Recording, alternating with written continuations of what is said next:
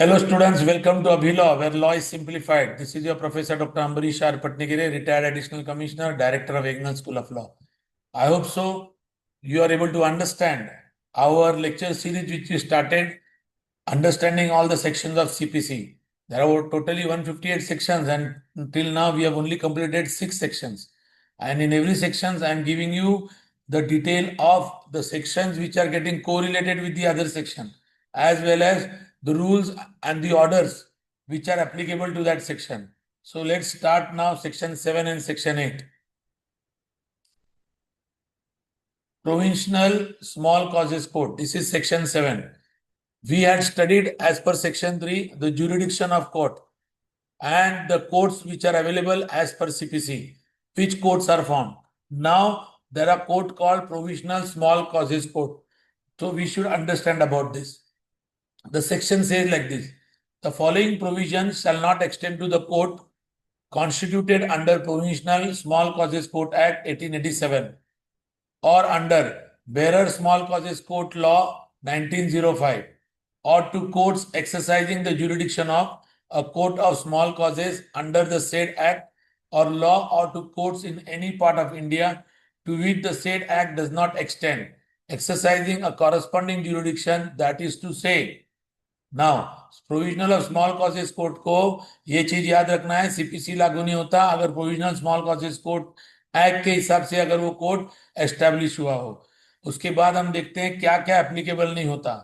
So much of the body of the code as is relate to suits accepted from the cognizance of a court of small causes, the execution of decrees in such suit, the execution of decrees against immovable property, and the following section, that is to say section 9, section 91, section 92, 94 and 95,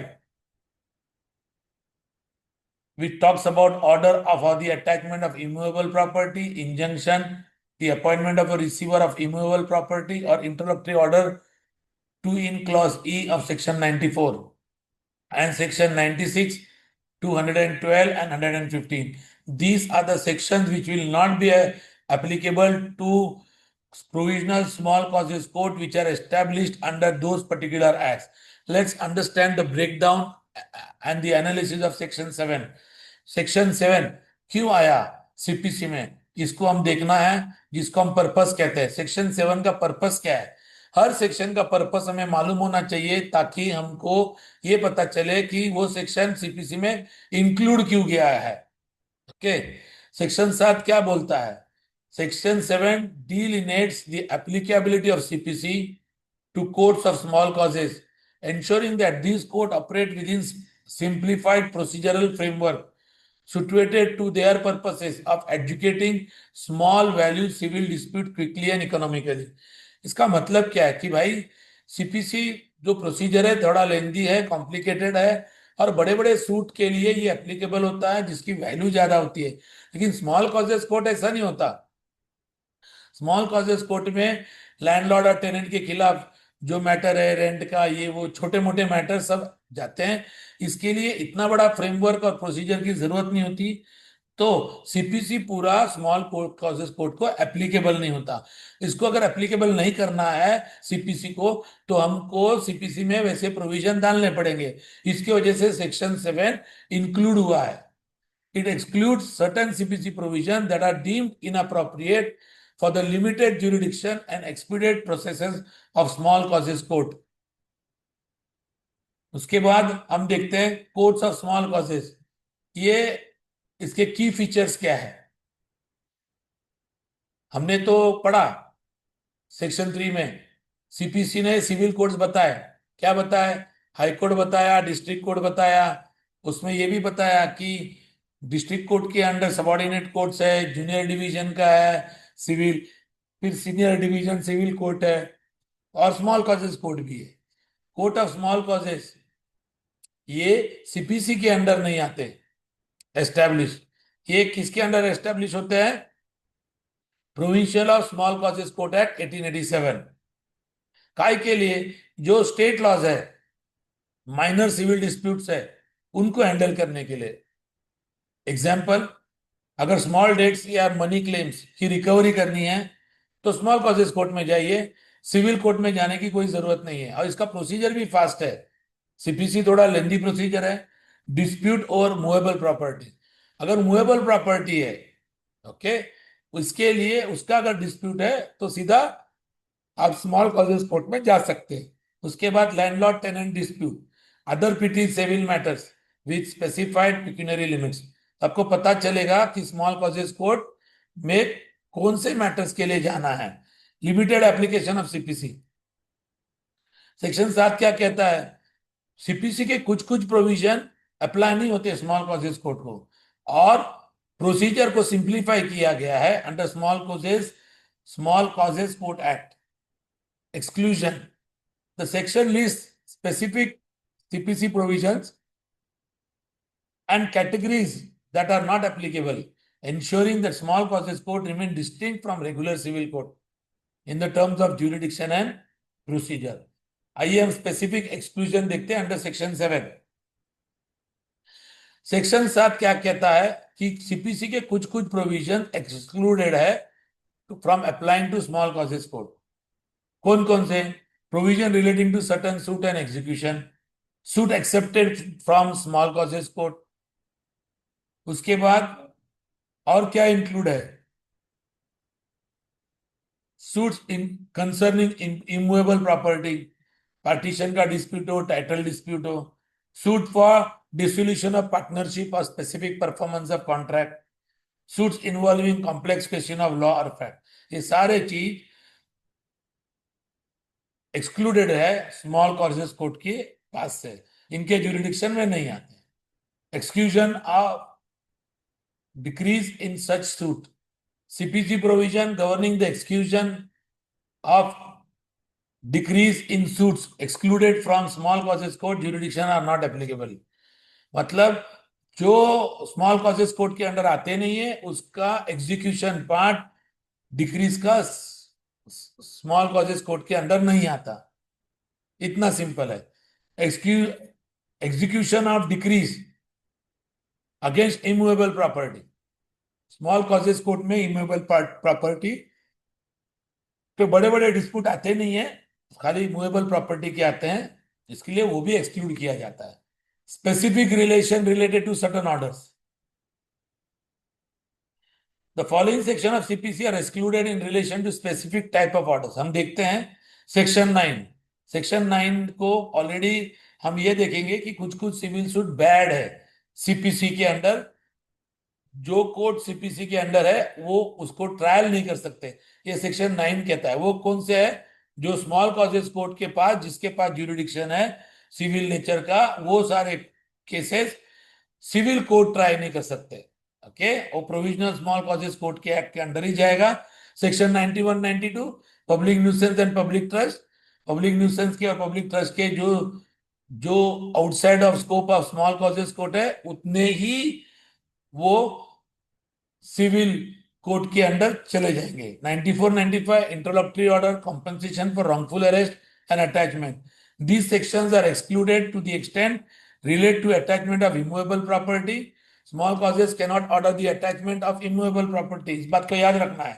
injunctions, they cannot grant temporary or permanent injunctions which are typically handled by regular civil suit court। Appointment of receiver for immovable property small causes court नहीं कर सकता। Interlocutory order under section 94E, other interim orders, ये सारे exclude किए गए small causes court से। Section 96 to 112 जो appeals के सेक्शन है वो भी स्मॉल कॉजेस कोर्ट पर एप्लीकेबल नहीं है। उसके बाद 115 टू 121 रिवीजन एंड रेफरेंस, ओके, ये भी स्मॉल कॉजेस कोर्ट को अप्लाई नहीं करते ये सेक्शंस। फिर प्रैक्टिकल इंप्लीकेशन हम देखते हैं। Simplified procedure, small causes court का जो प्रोसीजर है बहुत समरी प्रोसीजर है, सिंप्लीफाइड है। सीपीसी के प्रोसीजर डिटेल में है क्योंकि प्रॉपर्टी की वैल्यू ज्यादा है, सूट की वैल्यू ज्यादा है। ज्यूरिडिक्शनल लिमिट्स, स्मॉल कॉजेस कोर्ट का जो ज्यूरिडिक्शन है 25,000 से 1 लाख रुपए तक की है। Execution of decrease, small causes court can execute decree related to movable property or money claims but cannot handle decree involving immovable property। which are transferred to regular civil suit. Appeals or revision, जैसे मैंने कहा, appeals from small causes court are limited. For example, under Section 7 of Provisional of Small Causes Court Act, appeal may lie to the district court for decrees above certain value, and revisional jurisdiction may be exercised by the High Court under specific circumstances. उसके बाद हम देखते हैं examples of application, scenario 1, 2 और 3. हम examples को देखते हैं. Landlord files a suit in small causes court. Recovery कितना है? 20,000. अनपेड रेंट है. ठीक है. तो जब तक मनी क्लेम की बात है, रेंट, अनपेड रेंट की, स्मॉल कॉजेस कोर्ट हैंडल कर सकता है. लेकिन अगर प्रॉपर्टी का डिस्प्यूट आ गया तो स्मॉल कॉजेस कोर्ट के जुरिडिक्शन से बाहर होगा, सिविल सूट दाखिल करना पड़ेगा in junior division civil court या सीनियर डिवीजन सिविल कोर्ट के. सिनेरियो 2 देखते हैं. A plaintiff seeks an injunction to prevent a neighbor from constructing on disputed land. Small causes court पे आप जा नहीं सकते क्योंकि स्मॉल कॉजेस कोर्ट के पास इंजंक्शन ग्रांट करने के पावर नहीं है. आपको रेगुलर सिविल सूट में जाना पड़ेगा. Scenario 3, a decree of rupees 50,000 is passed by small causes court. The execution of this decree, attachment of movable property is within the court's power.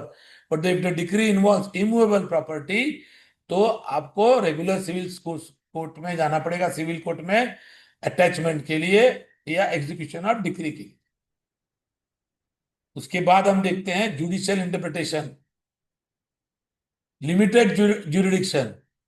In Buddulal versus Mewaram, Privy Council held that small causes court are creature of statute with limited jurisdiction, and Section 7 ensures that they do not exceed their mandate by applying complex CPC provisions. उसके बाद हम देखते हैं exclusion of injunction. In Harishankar versus Rao Girdharilal, Supreme Court clarified that small causes court cannot issue injunction or handle suits involving immovable property as excluded by Section 7. Appeal के बारे में हम court का इंटरप्रिटेशन देखते हैं. Gangadhar versus Balwant, Bombay high court ruled that appeal from small causes court are governed by Provisional Small Causes Court Act, not CPC. Section 96 and 112 as per Section 7C are not applicable for small causes court. अभी limitation और challenge देखते हैं. Restricted scope. Exclusion of certain CPC provision limits the power of small causes court. सब litigants उधर जा नहीं सकते. State variation. Pecuniary limits state to state depend है.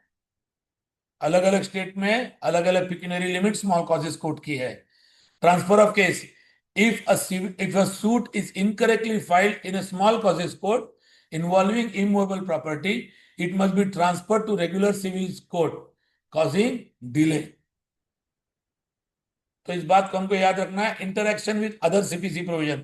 सीपीसी के बुक में आप बैरेट में ये मार्क करो. Section 7 is related to section 6 pecuniary jurisdiction. Section 9 jurisdiction of civil court section 7 से रिलेट होता है.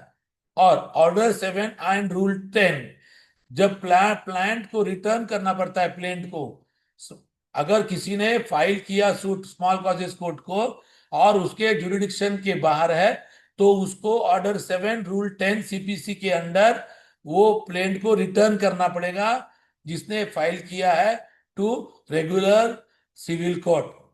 तो हमने ये देखा रेलेवेंट केस लॉस. सेक्शन 7 के रेलेवेंट केस लॉस है Ramachandra versus Dikshit 1989. Supreme Court held that small causes court can not entertain suits for specific performance or title dispute as excluded by 7A. Brijlar versus State of UP 1995. Allahabad High Court clarified that small causes court cannot issue interlocutory orders. Salem Advocate Bar Association versus Union of India 2005. Supreme Court emphasized that small causes court operate under distinct procedural framework and Section 7 ensures that they are not burdened with CPC provision meant for regular civil suit. Conclusion को देखते हैं. Section 7 of CPC ensures that courts of small causes operate within their limited jurisdiction and simplified procedural framework by excluding CPC provision related to complex suit, immovable property, injunction, appeals, and revision. The provision maintains the efficiency and the purpose of small causes court in handling minor civil dispute, while directing complex matter to regular civil court. Understanding Section 7 is crucial for litigant and practitioner to file a suit in appropriate forum, avoid procedural error. तो मुझे लगता है आपको सबको section 7 समझ में आया होगा. हम सेक्शन 8 की ओर चलते हैं. Presidency small causes court. Okay, presidency small causes court. Save as provided in section 24, 38 to 41, 75, clause A and B and C, 76, and by the Presidency Small Causes Court Act 1882. The provisions in the body of this code shall not extend to any suit or proceeding in any court of small causes established in the towns of Calcutta, Madras and Bombay. आपको मालूम है presidency township थी, ये towns थे, ये कलकत्ता, मद्रास और बॉम्बे. यहाँ के जो स्मॉल कॉजेस कोर्ट है, इनका एक्ट अलग है. उनका एक्ट है presidency small causes court act 1882. Provided that the high court of jurisdiction at Fort William, Madras and Bombay.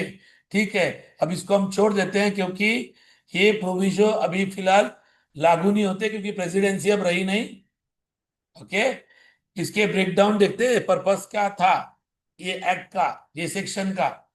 Section and 8 empowers the state government to appoint additional judges to small causes court to assist in handling their caseload.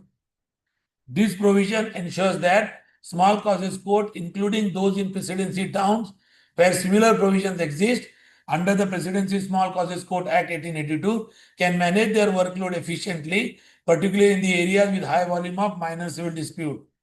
मतलब section 8 का purpose ये है कि भाई अगर section 8 नहीं होता तो एडिशनल जजेस स्मॉल कॉजेस कोर्ट पे अपॉइंट नहीं होते, क्योंकि ये प्रोविजन है. इसीलिए स्मॉल कॉजेस कोर्ट का वर्कलोड कम हो जाता है, एडिशनल जजेस अपॉइंट हो जाते हैं और जो छोटे छोटे मैटर है उनको हैंडल करने के लिए मदद होती है. सिविल कोर्ट में बर्डन नहीं होता, रेगुलर सिविल कोर्ट में. Applicability presidency to small causes court, ये सिर्फ मद्रास, कैलकाटा और बॉम्बे इतने फ्रेमवर्क के लिए ही एप्लीकेबल है. ऑब्जेक्टिव क्या है इसका? ऑब्जेक्टिव ये है, the provision addresses the need for additional judicial resources for speedy disposal of small value of civil suits. Key feature क्या है सेक्शन 8 के?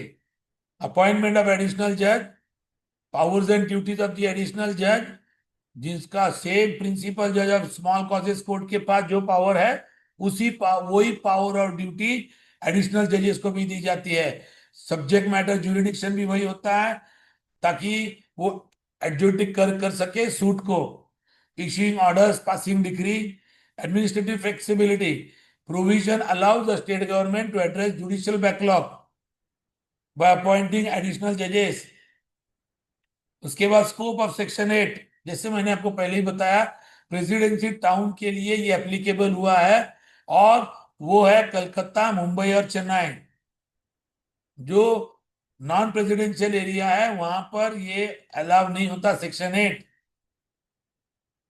उसके बाद रिलेशनशिप विद सीपीसी, सेक्शन 7 के साथ वो रिलेट करता है क्योंकि सेक्शन 7 स्मॉल कॉजेस कोर्ट के बारे में डिस्कस करता है. उसके बाद section 5 of CPC, section 5 allows the state government to apply CPC provision.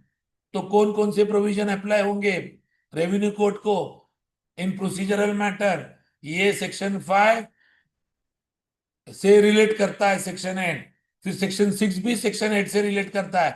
Please आप अपने बैरक में वो मार्क करके रखो. Pecuniary jurisdiction of small causes court. Okay, practical implication, efficient disposal होता है क्योंकि स्मॉल कॉजेस कोर्ट है, एडिशनल जजेस दिए गए, यूनिफॉर्म पावर्स, एडिशनल जज को सेम पावर दिए गए जो स्मॉल कॉजेस कोर्ट के पास है, प्रोसीजर सिंप्लीफाइड है.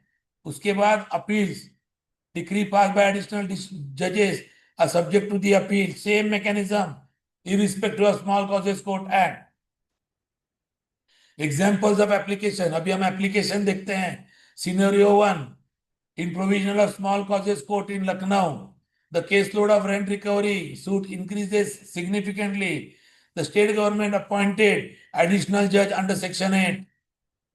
Scenario 2, in Mumbai Presidency Small Causes Court, additional judge is appointed under Section 9 of the Presidency Small Causes Court Act 1882. Scenario 3, a defendant challenges a decree passed by additional judge in Chennai Presidency Small Causes Court, since Section 7C of CPC excludes Section 96-212. The appeal is governed by Presidency Small Causes Court Act, potentially to Madras High Court. Judicial interpretation, हम section 8 के judicial interpretation को देखते हैं। वही है Ramchandra versus Dixit, जो हमने पहले डिस्कस किया।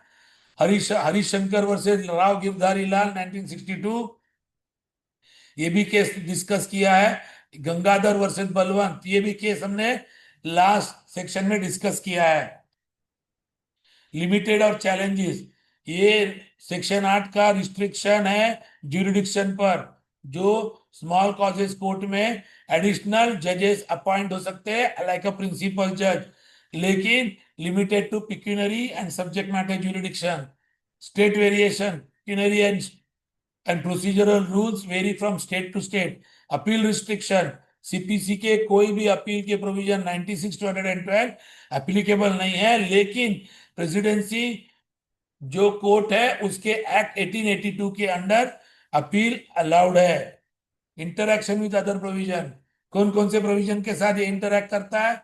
सेक्शन 7, सेक्शन 6 और सेक्शन 9। कंक्लूजन को हम देखते हैं। Section 8 of Provisional Small Causes Court Act 1887 empowers state government to appoint additional judges to Provisional Small Causes Court to handle increased workload. For Presidency Small Causes Court, a similar provision exists under Section 9 of the Presidency Small Causes Court Act 1882. अगर ये provision नहीं होती तो CPC की provision को problem होता। दोनों में प्रोविजन है, इसलिए एडिशनल जज अपॉइंट हो सकते हैं, इस बात को हमको याद रखना है। This provision ensures efficient adjudication of small value civil dispute while respecting the limited application of the CPC. The role of additional judges, it is critical in high volume jurisdiction presidency towns, ensuring speedy justice within the court and jurisdiction limit. इसी के साथ हम section 7 और section 8 को complete करते हैं। मुझे लगता है कि सेक्शन 7 और सेक्शन 8 आपको डिटेल में समझ आए होंगे। अगर आपको ये सेक्शन समझ में आया है तो प्लीज वीडियो को लाइक कीजिए और शेयर कीजिए और कमेंट्स डालना ना भूलिए। Thank you so much.